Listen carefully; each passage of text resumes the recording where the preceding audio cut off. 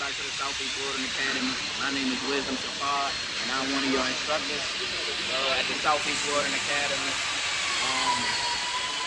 This is week 6, episode 2, and today, episode 1, we went over how to do your hot pass, right? Now today in episode 2, we're gonna go over the 2 ways to conduct your hot pass, right? And this means, okay, my bad. Today, we're gonna go over in this video, we're gonna go over 2 ways to conduct your hot pass, right? You can conduct your hot pass with more oscillation, or you can conduct your hot pass with more weaving, okay? I'm gonna show y'all both techniques of conducting y'all hot pass, okay? So we're gonna go from there. Hold on, let me get my booth set up. See, we got all of this. I'm gonna turn my booth on. I'm gonna clean everything up, make sure my booth set up straight, make sure the safe state, and take these down so I can show y'all the right way. Alright, guys, taking me a little second to get set up. Simply because I'm still at the same time helping my students out at the same time getting ready to end this video through. But I got my T-bars shot. With the plan is I'm gonna do 2, okay? I'm gonna run both root passes off camera, okay? Cause this video ain't on root pass. Okay? Plus I don't have no cameraman today. I'm doing it by myself, alright? So I'm gonna run the root passes off camera, okay? And then I'm gonna turn on, I'm gonna get back to y'all. I'm gonna do 1 hot pass with the weaving method, right? And then I'm gonna do another hot pass or the second hot pass with oscillation, okay? And we gonna look at, I'm gonna show you guys the difference in look, what to watch out for, like your welding defects and stuff like that. Overall, the differences, okay? You could do either or when you conducting your hot pass, but right now I'm gonna show you the proper way to do it. If I do mess up, we're just gonna turn it into a lesson, okay? Simple. Let's get to it. So right here we got root pass 1. Y'all see? Root pass 1. Y'all see? I was kind of messing up at the bottom. I was getting a lot of arc strikes. Y'all see that porosity in there? Dang, man. But we can fix that. It's not too bad. Not too bad for my first weld of the day, okay? We're gonna strive for a better root pass on this one right here. I'm gonna show y'all that when I get back. All right, so being honest, I would say I did mediocre, okay? These are my first passes of the day, so please do not bet on me, okay? One thing I will say is they could be more uniform, but the overall penetration and fusion is really what you're looking for with your hot pass. As long as I don't got too many high spats, low spats, you know what I'm saying? It don't get wide, skinny, you know what I'm saying? It's pretty uniform for my root pass, you know what I'm saying? But my primary functions and my primary, what you call it? My primary requirements for my root pass are definitely checked off the list. My penetration is good. I know that because my travel speed, I came out with a nice smooth B, and my amps are at 120. That's hot, you know what I'm saying? That's hot for my root pass. Yeah, I just know I got complete penetration. I mean, not complete penetration. I know. Look at that. That's how you know you get good penetration. When you see that, like kind of peeling off. That's how you know. You know what I'm saying? That's just a way you can tell. I don't know if y'all can see. No, that's not them right there. But maybe on the other side. But okay. Yeah, my primary requirements for my root pass I checked off, which is the primary penetration, the complete penetration, the complete fusion to these walls. You know what I'm saying? Any slag inclusion that I got, you know what I'm saying, in the toes of my weld and my root passes, I'm gonna get out with my hot pass, okay? So yeah, let me show you guys that now. Okay, so I ran my root pass at 120. So y'all know this by now at the Southeast Welding Academy. Y'all instructor Wisdom, you know what I'm saying, Mr. Shapard. Usually you'll run your hot pass to a slightly higher amps than your root pass, but because I do my root pass at 120 to get that good penetration, I brought my hot pass amps down to about 116.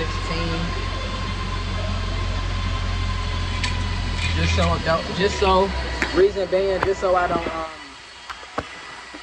so I don't end up reheating my root pass too much and damaging my overall penetration in my root pass and damaging the complete fusion of my root pass, okay? Alright, so. Alright, so boom. The two ways we're gonna go over, right, how you can conduct your root pass, right? I mean your hat pass, right? With your hat pass, right, you can use oscillation or you could use a weave, right? So with the weave looks like I'm kind of dragging a little bit more, right? So with your hat pass, you're not really focusing on the middle, right? Which is your root pass, where your root pass would be, right? You don't want to focus too much here on the middle, right?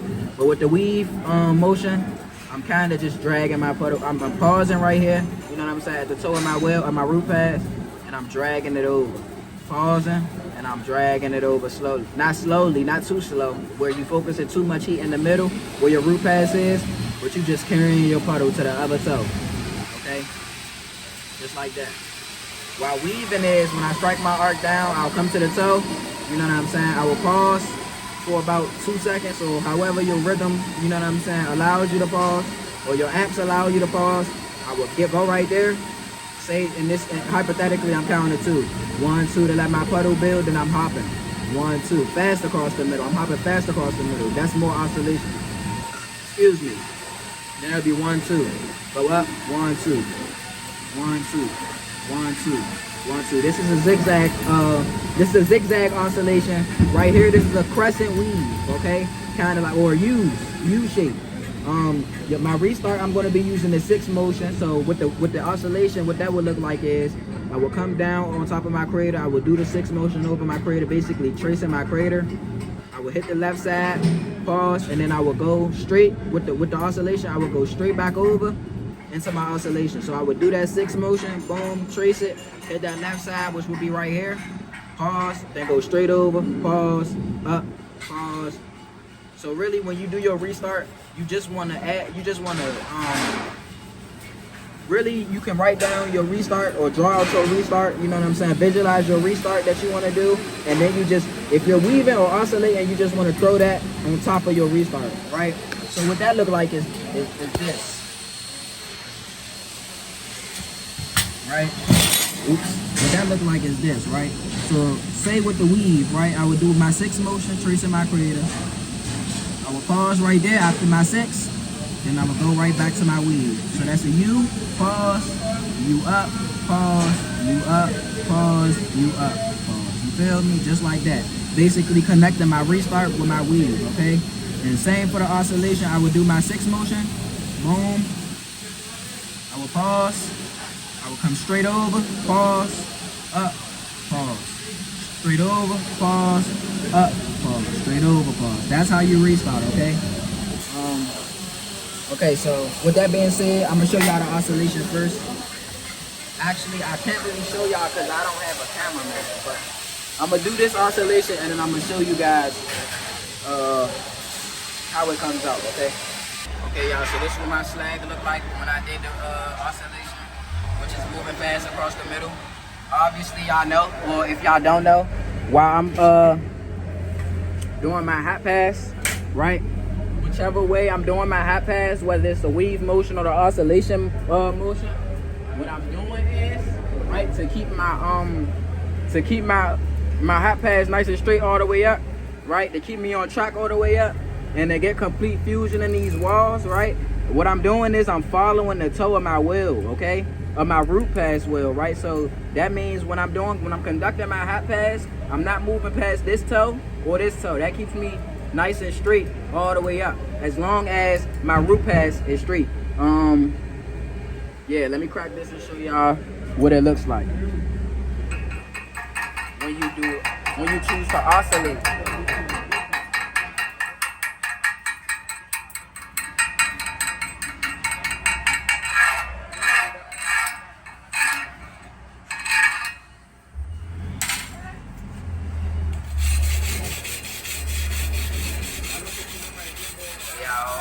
Want to be my cameraman? Alright then. Y'all, this. Oh, I forgot I had. Alright, y'all. So this what it look like when you use more. You good? This what it look like when you use more oscillation, right? Y'all see how it look like a braid, okay? Now I'm about to show y'all what weaving look like, okay? But first, what I did before we go over that, what I did was, like I said, I was following my toes, okay? So what I was doing was, I was pausing at my toe, coming fast across the middle, pausing, doing the same thing all the way up, just following my toe and pausing on these sides to get the complete fusion. Also, following your toe or your root pass helps you clean out all the slag inclusion that you might have in your root pass, okay? So that's another good tip. Another good thing, okay, so what you want to watch out for when you doing oscillation with your hat pass is, y'all see how it's like a braid, right? But when you do more oscillation, right, be aware of how long you're sitting on the sides, okay? You see in some places, like it get like lower in the middle, okay? You call that a valley, okay? You do not want a valley in your hat pass, all right? A valley is when the middle of your hat pass is lower than the sides of your hat pass, okay? So while you doing weaving with your hat pass, you don't get a valley, okay? But when you jumping fast across the middle and focusing more on the fusion of the walls, you can get more. You could get a valley with doing oscillation, okay? You can't get a valley with doing weaving, okay? And I'm gonna show you guys the difference in that right now. But in weaving, what you can get, okay, so let's just go over this. When you oscillate your hat pass, right, you get more, what did I just, wow, I just lost it. All right, I got it back. When you do oscillation with your hat pass, you get a valley, right? Depending on how long you're sitting on the sides and how fast you're going across the middle, okay? You get a valley, okay? Which you don't want with your hat pass, okay?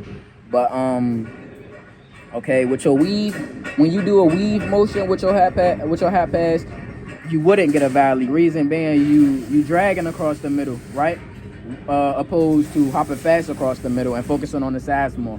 When you're weaving, you are still focusing on the sides, of course, of the fusion, right? You pausing on the sides, but you're dragging your puddle with weaving, okay? What you should be watching out for with weaving, that you don't really gotta watch out when you're doing oscillation, is a high bead, too high of a bead, too high of a reinforcement, meaning you deposited too much metal in the middle by dragging your bead.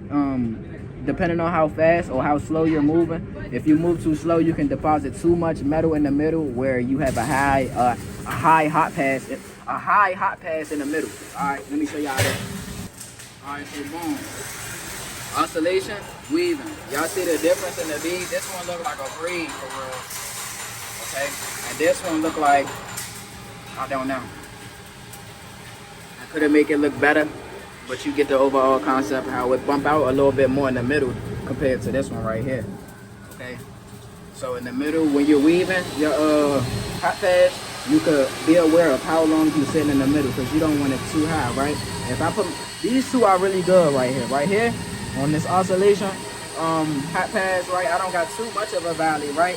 So when the reason you wanna watch out for a valley, right, is when I put my cap stringers on top, right, with my 3 cap stringers, I will put, if it's low in the middle, you know what I'm saying? Once I put that first, it's gonna be high. Then I put that middle one and it's gonna be low. And then I'm gonna put the last one and it's gonna be high. And you don't want that, you know what I'm saying?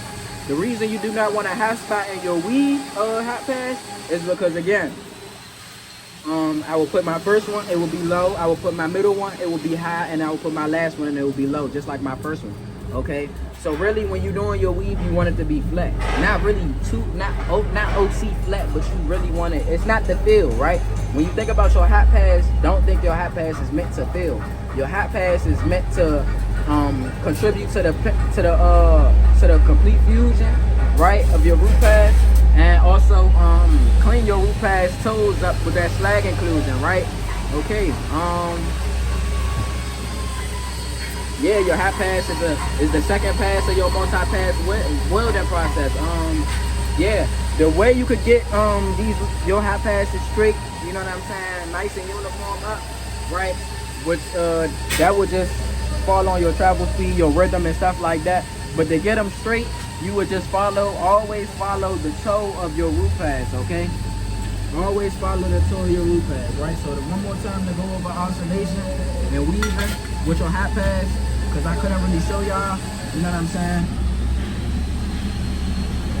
Oscillation is more, I'm sitting right at the toe of my root pass, pumping fast across the middle, pausing, going up to the toe, pausing. I'm following the toe all the way up.